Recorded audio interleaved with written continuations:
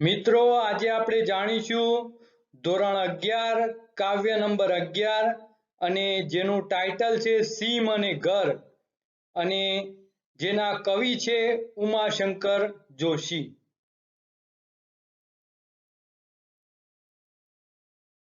સૌપ્રથમ તો મિત્રો આપણે કવિ પરિચય મેળવી લઈએ।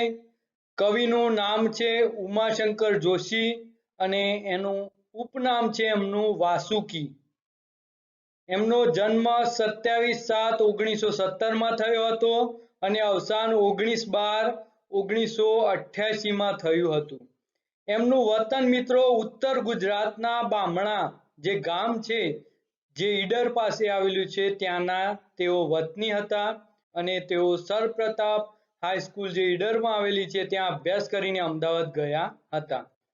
હવે એમના પ્રવાસ ગ્રંથોમાં છે યાત્રી નામનો એમનો પ્રવાસ ગ્રંથ છે અને સંશોધન ગ્રંથોમાં એમનો આખો એક અધ્યયન ઉપર ઉમાશંકર જોશીએ સંશોધન કર્યું હતું અને કાવ્ય સંગ્રહોમાં છે વિશ્વ શાંતિ, નિશીથ, પ્રાચીના, વસંત વર્ષા, મહાપ્રસ્થાન વગેરે એમના કાવ્ય સંગ્રહો છે અને સમગ્ર કવિતા એમની સમગ્ર કવિતાનો સંગ્રહ છે।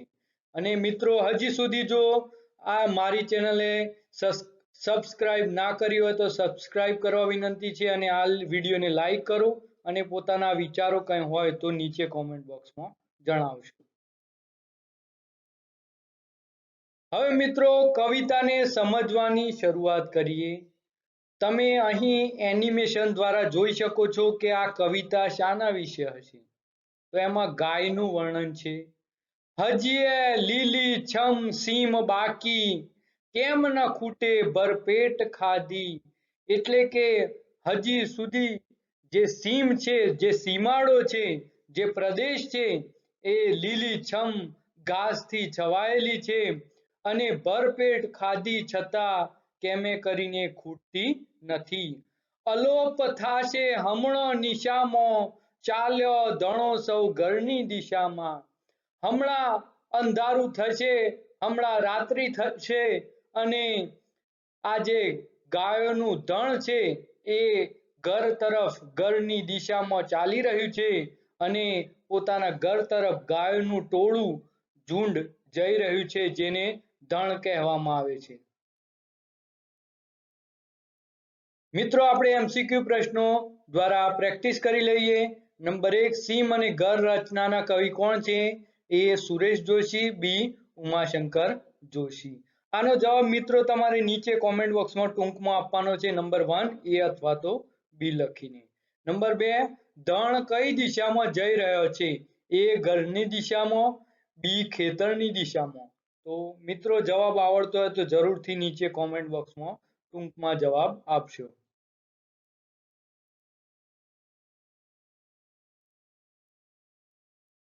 હવે મિત્રો કવિતા આગળ ચાલે છે।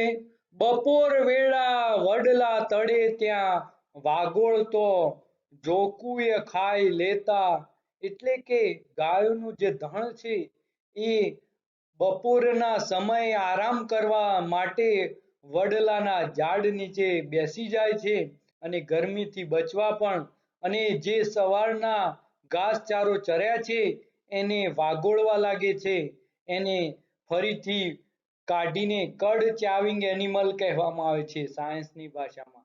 જે પોતાનો ખોરાક પાછો પેટમાંથી કાઢીને ફરીથી ચાવે છે અને એને વાગોળવું કહેવામાં આવે છે અને થોડું ઝોકું પણ ખાય છે ગાયો આંખો બંધ કરીને। આમ એનું વર્ણન બપોર વેળાનું અહીં કવિએ કર્યું છે। અસીમ સી શાંતિ હસી રહી હતી, ચારે દિશામાં બપોરના સમયે શાંતિ પથરાઈ ગઈ છે ચારે દિશામાં। નસે નસે સીમ ધસી રહી હતી। અહીં જે વર્ણન છે મિત્રો એ સૌથી ચમત્કૃતિ ભર્યું વર્ણન છે કે ગાયો ભેંસોની નસે નસમાં જે સીમ સવારે ચર્યા હતા એ સીમ આખી નસે નસમાં ફરી રહી છે, નસે નસમાં ચાલી રહી છે। હવે મિત્રો આપણે એમસીક્યુ દ્વારા પ્રેક્ટિસ કરી લઈએ। નંબર 3, ધણ બપોરે શું કરે છે? એ વડ નીચે આરામ કરે છે, બી ઘાસ ચરે છે. નંબર 4, ધણની નસે નસમાં શું ધસી રહ્યું હતું? એ સીમ, બી લોહી. તો મિત્રો આનો જવાબ તમારે આપવાનો છે, જેથી પ્રેક્ટિસ થાય, અને પ્રેક્ટિસ મેક મેન પરફેક્ટ. મિત્રો કવિતા આગળ વધે છે. ઘરે ગમાણે બમણે બગાયો, એટલે ઘરે જે નવું જન્મેલું વાછરડું છે ત્યાં જે જગ્યાએ ગમાણમાં જે ઘાસચારો નાખવા માટે પથ્થરથી બનાવવામાં આવે છે એ ગમાણમાં બગાઈઓ જે લોહી ચૂસવાવાળા જંતુ આવે છે એ આમ તેમ ફરી રહ્યા છે ને ભૂખની ઉઘડતી જ ખાઈઓ, અને વાછરડું સવારનું ભૂખ્યું છે અને વધુ ને વધુ એને ભૂખ લાગી રહી છે. ભૂખની ખાઈઓ ઉઘડી ગઈ છે.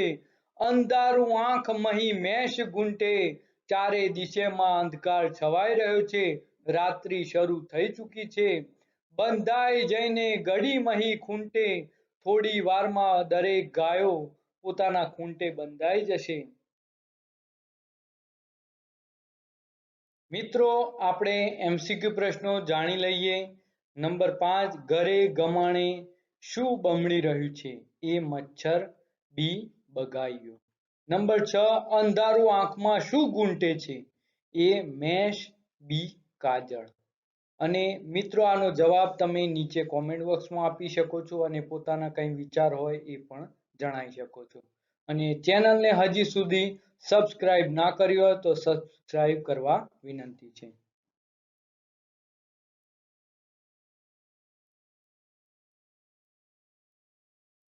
હવે છેલ્લી બે પંક્તિમાં ચમત્કૃતિ સર્જાય છે મિત્રો. જ્યાં આંચળોમાં મુખ નાખ્યું વાછરડે, જ્યારે ગાયનું જે વાછરડું છે એને પોતાની માના ઓચળમાં મુખ નાખ્યું છે, ત્યારે સારીએ તે સીમનું હીર ત્યો દડે. એટલે આખી સીમનું જે દિવસ દરમિયાન તત્વ ખાધ્યા છે, જે સત્વ ખાધ્યું છે એનો અર્ક, એનું તત્વ હવે માના ઓચળમાં આવી ચૂક્યું છે, અને એ જ જે આખા વગડાનો અર્ક છે, આખા વગડામાંથી મેળવેલું પોષણ છે, આખા સીમનું જે હીર છે, જે તત્વ છે, જે સત્વ છે, હવે તે વાછરડું પોતાના માના ઓચળમાંથી મુખ નાખીને એને પી રહ્યું છે, એને ચૂસી રહ્યું છે. અને અહીં જે સોનેટ છે મિત્રો, તો અહીં છેલ્લી બે પંક્તિમાં ચમત્કૃતિ સર્જાય છે. હવે MCQ દ્વારા પ્રેક્ટિસ કરીએ મિત્રો. નંબર 7, વાછરડાએ શું કર્યું? એ બેસી રહ્યું, બી ઓચળોમાં મુખ નાખ્યું. નંબર 8, વાછરડું ઓચળમાં મુખ નાખે છે ત્યારે શું થાય છે? એ દૂધ પીવે છે, બી સારી એ સીમનું સત્વ ચૂસે છે. તો મિત્રો કવિતાના સંદર્ભમાં અહીં તમારે આ પ્રશ્નોના જવાબ આપવાના. પ્રસ્તુત કરતા doctor Shabbir Ali ji Bhatt. Thank you for watching this video. મિત્રો અહીં જે પ્લેલિસ્ટ આપેલું છે એમાંથી વધુ વિડીયો તમે જોઈ શકો છો ધોરણ 11ના, અને મારી ચેનલ પર દરેક ગુજરાતી સાહિત્યના લગતું મટીરિયલ અવેલેબલ છે. અને જો હજી સુધી મિત્રો મારી ચેનલને સબસ્ક્રાઇબ ના કરી હોય તો સબસ્ક્રાઇબ કરો, અને મારા વિડીયોને લાઈક કરો, અને પોતાના વિચારો કોમેન્ટ બોક્સમાં જણાવી શકો છો.